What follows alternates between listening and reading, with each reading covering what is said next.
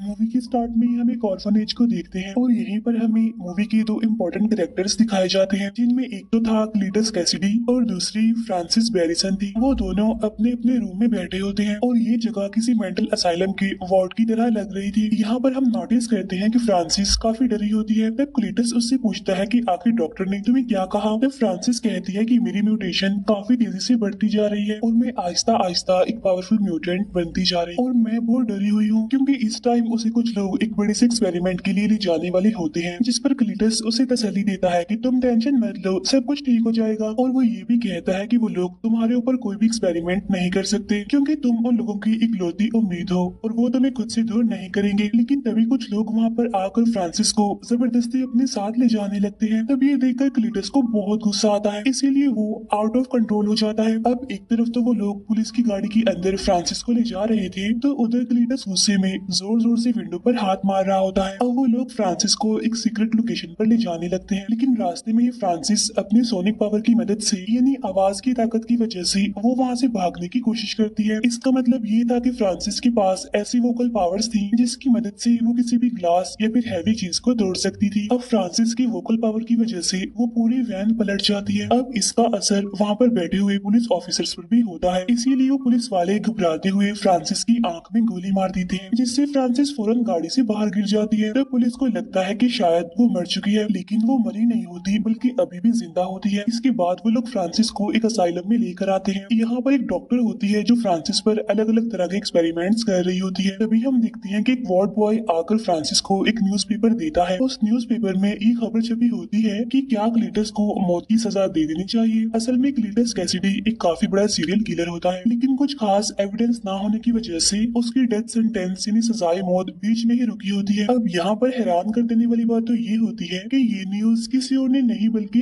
AD ने छपवाई होती है। और यहाँ पर डॉक्टर फ्रांसिस को कहती है कि क्लीटस जैसे लोगों को तो मौत की सजा जरूर होनी चाहिए। नेक्स्ट सीन में हम डिटेक्टिव को देखते हैं जो कि एडी के साथ बात कर रहा होता है। यहाँ पर एडी डिटेक्टिव को कहता है कि मेरा क्लीटस से कोई भी लेना देना नहीं है, जिस पर वो डिटेक्टिव कहता है कि वो तो सिर्फ और सिर्फ तुमसे ही बात करना चाहता है। तब ये सुनकर एडी पूछता है कि मुझ में ऐसी क्या खास बात है जो वो मुझसे ही बात करना चाहता है। तब डिटेक्टिव कहता है कि जरूर कोई डेड बॉडी से रिलेटेड बातें होंगी जो वो तुमसे शेयर करना चाहता है, जाके एक बार उससे बात तो जरूर करनी चाहिए तुम्हें। अब यहाँ पर हम देखते हैं कि एडी की बॉडी से वेनम बाहर आकर उस डिटेक्टिव को खाने ही वाला होता है, लेकिन तभी एडी वेनम को रोक लेता है। इसके बाद वो दोनों यानी एडी और वेनम वॉशरूम में चले जाते हैं, जहाँ अंदर जाकर ये दोनों बातें करने लगते हैं। तभी वहाँ बैठी एक लेडी और डिटेक्टिव इनकी बातें सुन रहे थे। इन बातों में वेनम एडी को कहता है कि हमें सिटी के अंदर जाकर सिटी को प्रोटेक्ट करना चाहिए, और यहाँ पर हम लोग बैठकर सिर्फ और सिर्फ बातें कर रहे हैं। अब यहाँ पर अगर देखा जाए तो वेनम एडी की इंसल्ट कर रहा होता है और साथ साथ उसे चिढ़ाता भी है, जिस पर एडी उसे कहता है कि वेनम तुम्हें मेरी रिस्पेक्ट करनी चाहिए, मैं तुम्हारा होस्ट हूँ, तो कम से कम इस बात की तो इज्जत रख लो। इसके फौरन बाद एडी यानी वेनम क्लीटस से मिलने के लिए एग्री हो जाता है। इसके बाद एडी क्लीटस से मिलने के लिए एक जेल में आता है। अब यहाँ पर उन दोनों के बीच बातें होने लगती है। यहाँ पर एडी क्लीटस से पूछता है कि आखिर तुम्हें मुझसे क्या चाहिए, तुमने मुझे यहाँ पर क्यों बुलवाया है। तब क्लीटस कहता है कि तुम्हें मेरे फैंस के लिए एक न्यूज को प्रिंट करना होगा और इसके बदले में मैं तुम्हें एक एक्सक्लूसिव इंटरव्यू दूंगा, और इस इंटरव्यू में मैं तुम्हें अपने सारे सीक्रेट्स बता दूंगा कि आखिर मैंने जितने भी मर्डर्स किए हैं उनके पीछे क्या राज है और वो डेड बॉडीज कहाँ पर हैं। तब एडी उससे पूछता है कि आखिर इस पूरे काम के लिए तुमने मुझे ही क्यों चुना। तब जवाब में क्लीटस उससे कहता है बिकॉज आई लाइक यू। अब यहाँ पर क्लीटस एडी को वही न्यूज प्रिंट करने के लिए कहता है जो फ्रांसिस ने कुछ दिन पहले ही पढ़ी होती है, और जब एडी वहाँ से जाने लगता है तो क्लीटस उसे रोक लेता है और उसका ध्यान दीवार पर बनी कुछ शिप्स पर कर देता है। वहाँ पर कुछ मैसेजेस भी लिखी होती हैं, साथ साथ कुछ कब्रें भी बनी होती हैं, जिसे देखकर एडी वहाँ से आगे निकल जाता है। जाते जाते क्लीटस एडी को कहता है कि प्लीज मुझे भूल मत जाना, और जब एडी बाहर आता है तो वो डिटेक्टिव उससे पूछता है कि आखिर तुम्हें क्लीटस ने क्या कहा, जिस पर एडी सारी बात छुपाते हुए उसे कहता है कि अभी तक उसने मुझे कुछ भी नहीं कहा, लेकिन मेरी इंक्वायरी अभी भी उस पर जारी है, और वैसे भी इस तरह की चीजों का पता लगवाने के लिए थोड़ा टाइम तो लगता ही है। फिर एडी अपनी बाइक पर बैठकर वहाँ से निकल जाता है। घर आने के बाद वेनम एडी की हेल्प करता है दीवार पर बनी उन सारी डायग्राम्स को डिकोड करने के लिए।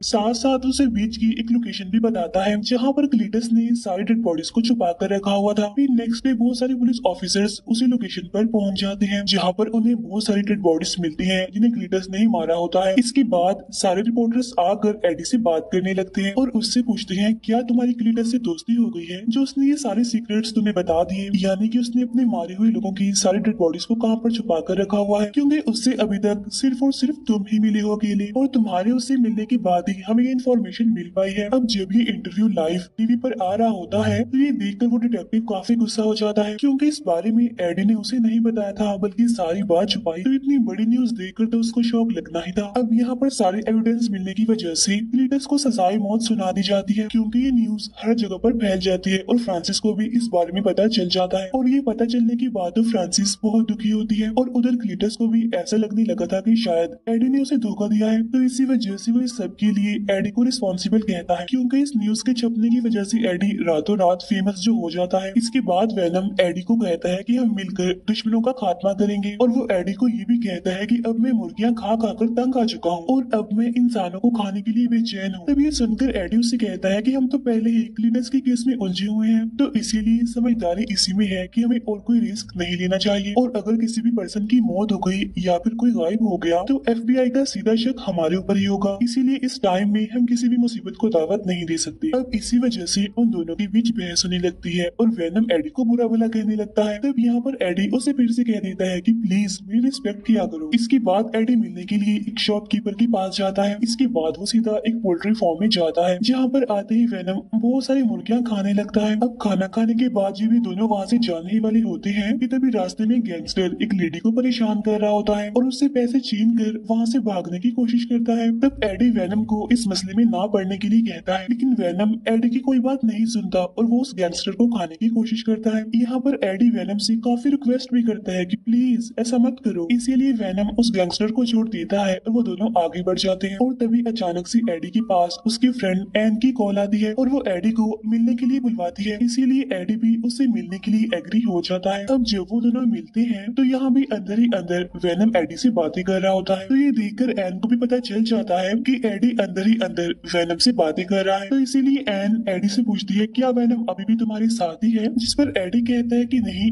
वेनम तो मर चुका है। तभी एन एडी को बताती है कि मेरी एंगेजमेंट हो गई है। तभी ये देखकर एडी थोड़ा सा इमोशनल हो जाता है और तभी एन एडी से कहती है हे वेनम कैसे हो, और मैं जानती हूँ कि तुम इस टाइम भी एडी के अंदर ही हो तो इसीलिए प्लीज एडी का ख्याल रखना। तभी ये सुनकर एडी काफी हैरान हो जाता है और अपनी बाइक पर बैठकर अपने घर के लिए जाने लगता है जहाँ पर वेनम एडी को समझाता है कि तुम्हें इन छोटी छोटी बातों पर दुखी नहीं होना चाहिए क्योंकि हम तो बड़े कामों के लिए बने हैं ना। तब एडी उसे कहता है कि तुम्हें किसी से प्यार नहीं हुआ ना, इसीलिए तुम मेरी फीलिंग्स को नहीं समझ सकते। फिर नेक्स्ट डे हम देखते हैं कि वेनम खुद ही अपने लिए खाना बना रहा होता है और यहाँ पर वेनम एडी को एक स्ट्रॉन्ग सा ब्रेकफास्ट लेने के लिए कहता है क्योंकि जब तक एडी नहीं खाएगा तब तक वेनम को भी कुछ नहीं मिलेगा। और तभी हम यहाँ पर देखते हैं कि उनके पास एक लेटर आया होता है और ये लेटर क्लीटस का होता है जिसमें क्लीटस एडी को कह रहा होता है कि तुम्हारी वजह से मुझे मौत की सजा हो रही है। साथ ही साथ क्लीटस उसमें अपने पुराने बुरे कामों में लिखकर बता रहा होता है कि अगर मैं पैदा ही ना होता तो मेरी ग्रैंड मदर को कौन मारता, साथ साथ मेरी मदर को बाथ टब में डिबोकर कौन मारता। इसका मतलब ये था कि क्लीटस ने अपनी फैमिली तक को नहीं छोड़ा था। तब क्लीटस ने उसमें ये भी लिखा होता है कि सब कुछ होने के बाद मेरे फादर ने मुझे एक ऑर्फनेज में भेज दिया और वहाँ के बच्चे भी मुझे मारा करते थे, लेकिन फिर मैं वहाँ पर फ्रांसिस से मिला जो कि एक म्यूटेंट थी जिसके पास वोकल पावर्स थी और यहाँ पर हमारी एक अच्छी बॉन्डिंग बनी और हमारी दोस्ती हो गई और फिर देखते ही देखते हम दोनों एक दूसरे को पसंद करने लगे थे। और अब एडी मैं लास्ट टाइम तुमसे मिलना चाहता हूँ तो इसीलिए एडी भी अब उससे मिलने के लिए एग्री हो जाता है। इसके बाद में हम देखते हैं कि एडी उससे मिलने के लिए जेल में जाता है जहाँ पर क्लीटस एडी को बताता है कि मैं हमेशा से ही एक फैमिली के लिए तरसता रहा हूँ, जिस पर एडी कहता है कि हाँ अपनी ग्रैंड मदर और अपनी माँ को मारने की बात ऐसा तो होना ही था। यहाँ पर क्लीटस उससे कहता है कि अगर मुझे मौत की सजा हो गई तो मेरी मौत की रिस्पॉन्सिबल कोई और नहीं बल्कि तुम होगी। साथ साथ वो एडी को ये भी कहता है कि एडी तुम इंसानियत पर एक धब्बा हो। असल में ये क्लीटस की एक चाल होती है क्योंकि वो एडी को गुस्सा दिलाने की कोशिश कर रहा था और यही वजह होती है कि वेनम को भी उस पर पर गुस्सा आने लगता है, इसीलिए वो एडी के पेट से निकलकर क्लीटस को मारने लगता है। लेकिन अब क्योंकि क्लीटस काफी चालाक होता है, इसीलिए वो उसके हाथ को पकड़कर उस पर बाइट कर लेता है। लेकिन तभी वहाँ पर गार्ड आकर उनकी लड़ाई छुड़वा देता है। इसके बाद जब एडी वहाँ से जाने लगता है तो क्लीटस उसे कहता है कि खून का टेस्ट मैंने पहले भी किया है, लेकिन तुम्हारा खून तो बिल्कुल अलग है। अब तभी हम देखते हैं कि जब क्लीटस ने एडी को काटा था तो उसके सिम्बियोट का थोड़ा सा पार्ट क्लीटस के अंदर ही रह जाता है। इसके बाद हम देखते हैं कि जब एडी अपने घर पहुंच जाता है तो वेनम उससे माफी मांगता है कि मुझे ऐसा नहीं करना चाहिए था, जहाँ पर एडी उसे समझाता है कि तुम्हारा खुद पर कंट्रोल होना चाहिए और अगर तुमने क्लीटस को मार दिया होता तो उसकी मौत का सीधा इल्जाम मेरे ऊपर ही आता, जिसकी वजह से बहुत बड़ा मसला बन सकता था। अब यहाँ पर उन दोनों के बीच एक बार फिर से बहस हो जाती है और वो दोनों एक दूसरे को बुरा भला कहने लगते हैं। एक बोलता है कि मैं तुम्हें झेल रहा हूँ तो दूसरा बोलता है कि मैं तुम्हें बियर कर रहा हूँ। तब यहाँ पर वेनम एडी को कहता है कि तुम एक लूजर थे, मैंने आकर तुम्हें बचाया, तुम्हें एक नई पहचान दी और जब से क्लीटस का केस तुम्हारे पास आया है तुम तो फेमस हो गई हो। तब ये सुनकर एडी को काफी गुस्सा आ जाता है और वो वेनम को वहाँ से जाने के लिए कहता है। इसी वजह से वेनम को भी काफी गुस्सा आ जाता है और वो घर में तबाही मचा देता है। अब फाइनली यहाँ पर वेनम एडी की बॉडी को छोड़कर वहाँ से निकल जाता है। वहाँ से जाते जाते वो एडी की बाइक को भी तोड़ देता है। नेक्स्ट सीन में हम क्लीटस को देखते हैं जिसे डेथ सेंटेंस यानी सजाए मौत सुना दी गई थी और जब वो लोग उसे इंजेक्शन लगाकर मारने ही वाले होते हैं, लेकिन तभी उस इंजेक्शन और बॉडी में होने वाली रिएक्शन की वजह से वो छोटा सा सिम्बियोट का टुकड़ा क्लीटस की बॉडी से कनेक्ट कर जाता है, जिसकी वजह से आहिस्ता आहिस्ता नया सिम्बियोट पैदा होता है और वो होता है दी कार्नेज। अब देखते ही देखते कार्नेज अपनी फुल फॉर्म में आ जाता है, जिसे देखकर वो सारे लोग काफी डर जाते हैं और वहाँ से चिल्लाते हुए भागने की कोशिश करते हैं। यहाँ पर हम देखते हैं कि कार्नेज दिखने में काफी बड़ा, काफी भयानक और बहुत ज्यादा पावरफुल है। इसके बाद कार्नेज देखते ही देखते सारे पुलिस ऑफिसर्स को खा लेता है और कैदियों को वहाँ से छुड़ाकर निकाल देता है। नेक्स्ट सीन में हम देखते हैं एडी को जो टीवी देख रहा था और वहाँ पर उसे पता चलता है कि क्लीटस जेल से एस्केप कर गया है। तब इस वजह से एडी काफी हैरान और काफी परेशान हो जाता है और तभी वहाँ पर एडी से मिलने के लिए वो डिटेक्टिव आता है और वो इस सारे इंसिडेंट का रिस्पॉन्सिबल एडी को कहता है, जिस पर एडी कहता है कि नहीं, मैं तो इस बारे में कुछ नहीं जानता कि आखिर क्लीटस वहाँ से कैसे भाग गया, इसीलिए तुम इसका रिस्पॉन्सिबल मुझे नहीं कह सकते। तब ये सुनकर वो डिटेक्टिव कहता है कि वो सिर्फ और सिर्फ तुमसे मिला है, तो क्या पता उसे वहाँ से आजाद करने में तुम्हारा ही कोई मास्टर प्लान हो। उधर हम देखते हैं कि वेनम एक एक करके बॉडीज को चेंज कर रहा होता है क्योंकि उसे अपने मुताबिक कोई सुटेबल बॉडी नहीं मिल रही थी। इसके बाद वो एक लड़की को पोजेस करके एक पार्टी में चला जाता है जहाँ पर सभी लोगों ने अलग अलग तरह की कॉस्ट्यूम पहन रखे थे और वहाँ पर एक हेलोवीन पार्टी जैसा माहौल होता है जहाँ पर सभी को लगता है कि वेनम ने भी एक कॉस्ट्यूम पहना हुआ है जिसमें वो काफी स्मार्ट लग रहा है और साथ साथ साइज में काफी बड़ा भी, इसीलिए सभी लोग उसकी तारीफ करने लगते हैं। फिर हम क्लीटस को देखते हैं जो कि गाड़ी चुराकर भाग रहा होता है। अब जिस तरह से वेनम एडी से बात किया करता था वैसे ही यहाँ पर कार्नेज क्लीटस से बातें कर रहा होता है और वो कहता है कि अभी तक दुनिया में सिर्फ एक ही सिम्बियोट है और वो है वेनम, और अगर हम दोनों मिलकर उसे खत्म कर दें यानी वेनम को खत्म कर दें तो पूरी दुनिया पर हमारा ही राज होगा। जिस पर क्लीटस कहता है कि सबसे पहले मुझे अपने पार्टनर यानी फ्रांसिस को आजाद करवाना है क्योंकि मैं उससे बहुत प्यार करता हूँ और वो मेरे साथ होनी चाहिए। तभी सुनकर कार्नेज भी उसकी बात पर एग्री करता है। उधर पार्टी में वेनम काफी एंजॉय कर रहा होता है, डांस कर रहा होता है और इवन वो कंपटीशन भी जीत जाता है। वहाँ पर वेनम एक स्पीच भी देता है लेकिन वो एडी को काफी मिस कर रहा होता है। फिर एडी उसी ऑर्फनेज में पहुंचता है जहाँ पर क्लीटस रहा करता था, जहाँ उसे दीवार पर CK+FB लिखा हुआ दिखाई देता है। तब एडी डिटेक्टिव को कॉल करके उसे इस बारे में इन्फॉर्म करता है कि मैं उस ऑर्फनेज में हूँ जहाँ पर क्लीटस रहा करता था। तब यहाँ पर डिटेक्टिव उससे पूछता है कि आखिर FB का मतलब क्या है। तब एडी उसे बताता है कि FB का मतलब फ्रांसिस बैरिसन है। तब ये सुनकर वो डिटेक्टिव कहता है कि हमारे कुछ लोग फ्रांसिस को एक बड़े एक्सपेरिमेंट के लिए ले जा रहे हैं। यहाँ पर वो डिटेक्टिव उस इंसिडेंट की बात कर रहा होता है जो पुलिस ऑफिसर ने फ्रांसिस पर गोली चलाई थी, लेकिन उस डिटेक्टिव को ये बात पता नहीं होती कि फ्रांसिस बैरिसन अभी जिंदा है। उधर क्लीटस एक शॉप में जाकर उसकी ऑनर को मार डालता है, साथ ही वो वहाँ के कंप्यूटर को हैक करके सीक्रेट लोकेशन यानी उस असाइलम का भी पता लगवा लेता है जहाँ पर फ्रांसिस को रखा गया था। अब उस असाइलम में आने के बाद तो सबसे पहले वो वहाँ के डॉक्टर्स को मारता है और फिर वो फ्रांसिस से मिलने के लिए आता है और यहाँ पर ये दोनों एक दूसरे के आमने सामने आकर बहुत खुश होते हैं। यहाँ पर क्लीटस कार्नेज की मुलाकात फ्रांसिस से करवाता है। अब ये तीनों आपस में मिलकर काफी खुश हो रहे होते हैं। इसके बाद ये तीनों ही गाड़ी की मदद से वहाँ से भागने लगते हैं। और अब इनके पीछे पुलिस पड़ चुकी होती है, लेकिन कार्नेज के सामने कौन टिकने वाला था। कार्नेज बाहर आकर सारी पुलिस की गाड़ियों को उठा उठाकर फेंकने लगता है और सभी पुलिस ऑफिसर्स को वो जान से मार डालता है। उधर वेनम एक दूसरी बॉडी में आकर उसी शॉपकीपर के पास आता है, जहाँ पर वो उनसे कुछ खाना और चॉकलेट्स मांगता है, क्योंकि एडी को छोड़ने के बाद वो काफी दिनों से भूखा था। फिर एडी को पुलिस कस्टडी में ले लिया जाता है, क्योंकि पुलिस को लग रहा था कि कल रात जो अटैक हुआ है उसके पीछे एडी का हाथ, क्योंकि एडी के घर के पास उन्हें बहुत सारी डेड बॉडीज भी मिली थी। यहाँ वो डिटेक्टिव एडी को सारी बात सच सच बताने के लिए कहता है। तब एडी कहता है कि जब तक मैं एक फोन कॉल नहीं करता तब तक मैं तुम्हें कुछ भी नहीं बताऊंगा। तो इसके बाद एडी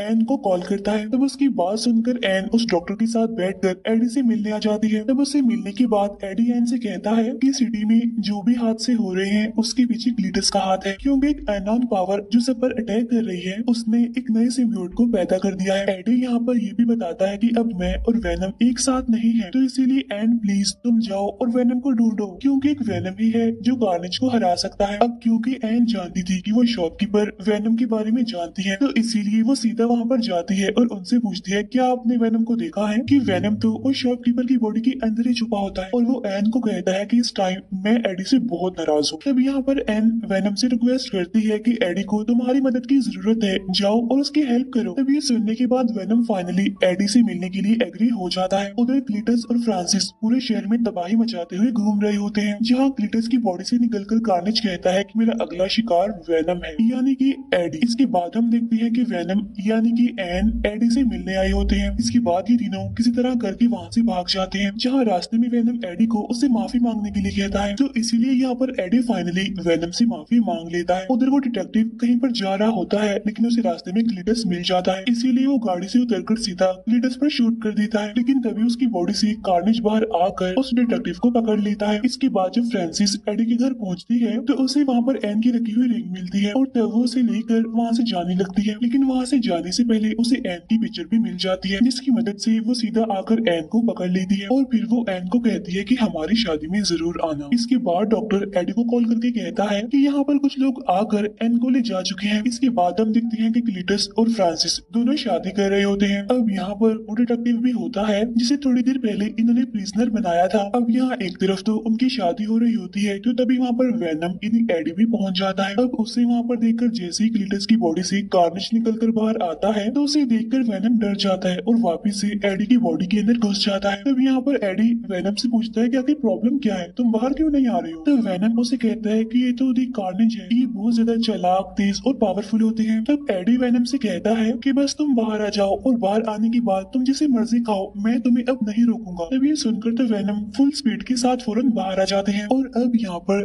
दो ग्रेट वॉरियर्स के बीच जबरदस्त फाइट छिड़ जाती है। दोनों ही आपस में एक दूसरे को हराने की कोशिश करते हैं, साथ साथ एक दूसरे पर हावी होने की भी काफी कोशिश कर रहे होते हैं। लेकिन यहाँ पर कार्नेज वेनम पर भारी पड़ रहा होता है, उसे उठा उठाकर फेंक रहा होता है। अब यहाँ दरमियान में कार्नेज और फ्रांसिस के बीच में बातें भी हो रही होती है, लेकिन अब क्योंकि फ्रांसिस के पास वोकल पावर होती है इसीलिए वो जोर जोर से चिल्ला रही होती है, जिसकी वजह से कार्नेज को कुछ प्रॉब्लम हो रही होती है, क्योंकि हम जानते हैं कि सिम्बियोट और एक्सट्रीम लेवल की हीट सोनिक पावर को बर्दाश्त नहीं कर पाती। तब इसी बात का फायदा उठाकर यहाँ पर डॉक्टर कार्नेज के ऊपर पेट्रोल डालने लगता है और साथ ही साथ वहाँ पर एक काफी बड़ा घंटा भी होता है जो कि बजने लगता है। अब घंटे की आवाज सुनकर दोनों ही सिम्बियोट्स अपने अपने होस्ट की बॉडी से बाहर आने लगते हैं, लेकिन जैसे ही वहाँ पर आवाज आना बंद होती है तो ये दोनों सिम्बियोट्स वापिस से अपने अपने होस्ट की बॉडी में आ जाते हैं। इसके बाद कार्नेज एन को लेकर सीधा एक बिल्डिंग की टॉप पर जाने लगता है, लेकिन अब तक वेनम की बॉडी पर काफी पत्थर गिर चुके होते हैं, इसीलिए वो वहाँ तक पहुँच नहीं पाता और यहीं पर वो एडी को कहता है कि इस बार हम ये जंग नहीं जीत सकेंगे क्योंकि कार्नेज मुझसे बहुत ज्यादा पावरफुल है। इसके बाद कार्नेज फ्रांसिस को भी पकड़ लेता है और उसे अपना मुंह बंद करने के लिए कहता है, क्योंकि उसकी सोनिक पावर कार्नेज को काफी परेशान कर रही थी। अब क्योंकि कार्नेज की पकड़ काफी तेज होती है इसीलिए फ्रांसिस का दम घुटने लगता है, इसीलिए वो वहीं पर गिर जाती है। तब ये देखकर क्लीटस को गुस्सा आ जाता है और वो कार्नेज को अपनी बॉडी से दूर हटने के लिए कहता है, लेकिन अब क्योंकि कार्नेज का पूरा कंट्रोल क्लीटस की बॉडी पर होता है इसीलिए वो उसे खुद से अलग नहीं होने देता। अब ये सारा सीन वेनम भी देख रहा होता है, इसीलिए वो एडी को कहता कहता है कि देखो कार्नेज का कंट्रोल क्लीटस की बॉडी पर नहीं है। तब ये सुनकर एडी कहता है कि हाँ, सिर्फ तुम और मैं ही एक परफेक्ट मैच है और भला हम दोनों के अलावा कोई और परफेक्ट मैच हो सकता है। जिसे सुनकर वेनम को और ज्यादा जोश आ जाता है जीतने का, इसीलिए वो कार्नेज को चैलेंज कर देता है। इसीलिए अब ये दोनों ही काफी ऊंचाई पर पहुंच जाते हैं। अब एक तरफ तो कार्नेज के हाथ में एन होती है तो दूसरी तरफ वेनम के हाथ में एक रॉड होता है जिससे वो सीधा कार्नेज के सर में घुसा देता है, जिसकी वजह से एन सीधा जमीन पर गिरने लगती है। लेकिन बिल्कुल ठीक टाइम पर आकर वेनम उसे बचा लेता है। लेकिन इतनी ही देर में कार्नेज भी वहाँ पर पहुंच जाता है और वो अपनी स्पाइक्स को उसके अंदर घुसा रहा होता है। अब यहाँ दोनों सिम्बियोट्स एक दूसरे से बातें कर रहे होते हैं और कह रहे होते हैं कि हम दोनों में से किसी एक को तो मरना ही है। और यहाँ पर वेनम कार्नेज को इस मूवी का बेस्ट डायलॉग भी मारता है, Venom let there be Carnage. लेकिन तब तक वहाँ पर फ्रांसिस भी जाग जाती है तो इसीलिए वेनम उसे सोनिक साउंड निकालने के लिए कहता है। लेकिन तभी कार्नेज वहाँ पर आकर उसे जोर से धक्का दे देता है और इसी वजह से नीचे गिरते वक्त फ्रांसिस वहाँ पर जोर से चिल्लाने लगती है। तो इसीलिए सोनिक पावर की वजह से वहाँ की सारी दीवारें टूटने लगती हैं और साथ ही इतनी जोरदार आवाज की वजह से दोनों ही सिम्बियोट अपने अपने होस्ट की बॉडी से अलग हो जाते हैं। लेकिन तभी वहाँ पर वो बड़ा सा घंटा नीचे आकर गिरने लगता है, लेकिन उसके नीचे फ्रांसिस लेटी होती है। लेकिन तभी वेनम वहाँ पर एक बार फिर से आकर एडी, एन, उस डॉक्टर और फ्रांसिस को बचा लेता है। यहाँ पर क्लीटस की बॉडी से कार्नेज पूरी तरह से अलग हो चुका था और यहाँ पर कार्नेज दोबारा से आकर क्लीटस की बॉडी से मिलने की कोशिश करता है, लेकिन तब तक वेनम वहाँ पर आकर उसे खा लेता है। इसके बाद वेनम वहाँ पर आकर क्लीटस को पकड़ लेता है। इसके बाद वेनम क्लीटस को भी जान से मार डालता है और इतनी ही देर में वहाँ पर पुलिस भी आ जाती है और फाइनली सारे खतरे भी टल जाते हैं। इसके बाद एडी उस डॉक्टर को कहता है कि तुम एन को अपने साथ ले जाओ, लेकिन यहाँ पर हम देखते हैं कि इस हादसे में वो डिटेक्टिव बच गया होता है। इसके बाद हम देखते हैं कि वेनम और एडी एक किनारे के पास बैठे होते हैं, लेकिन इसके बाद सीन शिफ्ट होकर एक रूम पर आता है जहाँ पर एडी बेड पर सो रहा होता है। तब वेनम उससे पूछता है क्या हम दोनों को एक दूसरे से कुछ सीक्रेट्स छुपाने चाहिए। तब एडी कहता है कि हर चीज का एक पास्ट होता है। तब वेनम उसे कहता है कि मैं तुम्हें कुछ बताना चाहता हूँ, लेकिन अगर मैं तुम्हें बताऊंगा तो तुम्हारा दिमाग फट जाएगा। लेकिन ऐसी बहुत सारी बातें हैं जो मैं जानता हूँ और तुम्हें बताना भी चाहता हूँ, लेकिन वो सारी बातें बहुत ज्यादा कॉम्प्लिकेटेड है। तब यहाँ पर एडी को लगता है कि शायद वो अपने सिम्बियोट के बारे में उसे बताएगा, लेकिन तभी वहाँ पर टीवी फ्लिकर करने लगता है और आसपास की सारी चीजें बदलने लगती हैं। अब यहाँ पर एडी को ऐसा लगता है कि शायद ये सब कुछ वेनम कर रहा है। तब ये सुनकर वेनम कहता है कि नहीं, ये सारी चीजें मैं खुद नहीं कर रहा हूँ। लेकिन तभी हम देखते हैं कि सामने से एक गोल्डन कलर की लाइट चमकने लगती है। इसके बाद हम देखते हैं कि वेनम स्पाइडरमैन के यूनिवर्स में पहुंच गए हैं, यानी इसका मतलब ये है कि वेनम भी अब स्पाइडरमैन के यूनिवर्स का हिस्सा बन गए हैं। अब इसी सस्पेंस के साथ ये मूवी यहीं पर एंड हो जाती है।